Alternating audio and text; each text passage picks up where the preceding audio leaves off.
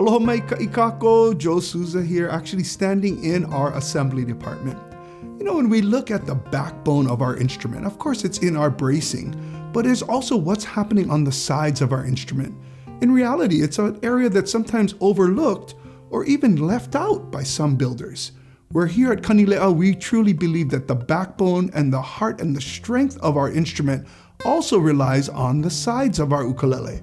And in fact, the kerf lining and blocking play a very important role, as you'll see today here on the breakdown.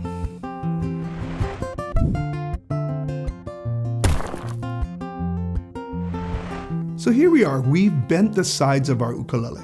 In fact, if you haven't seen our side bending video, check that out too. Explains a lot on how we got to where we are now. With the sides bent, we're actually ready to really add strength to the sides once we get them into our jigs or our molds. Historically, builders would use tetalones or really pieces of wood that were placed on the inside of the instrument to provide strength. Well, today we use what's called kerf lining, and that kerf lining is really pieces of wood that have cuts that are put into the wood to allow the wood to bend and fit into the shape of the ukulele. Now, most builders, if not all, usually use a regular standard kerf lining, where all of those little kerf cuts are seen when you look inside the instrument. In actuality, by doing a reverse kerf, in our case at Kanileʻa, we're really providing a backbone strength that allows the sides to be stronger and hold their shape as they go through the building of the ukulele. Now, in fact, the kerf lining has a dual purpose in this case, where it adds a wider gluing surface so that when we go to glue the front and the back of the ukulele together with the sides, we get better adhesion. So that kerf lining is really the backbone of the sides on our ukulele.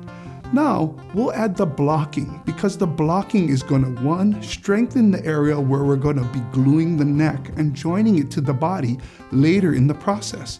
And in fact, on every Kanileʻa ukulele, we're putting in the component to allow us to install a pickup. Whether it's today when we're building your ukulele, 5 years from now, and you say, oh, I'm ready for a pickup. We've put the component, in this case, the tail block, that's going to provide the strength to allow anyone to install a pickup onto your ukulele. Even that strap button gets secured really well when we tie it into our blocking. So these different components coming together onto the sides is really what helps to provide the strength that's leading up to our bracing.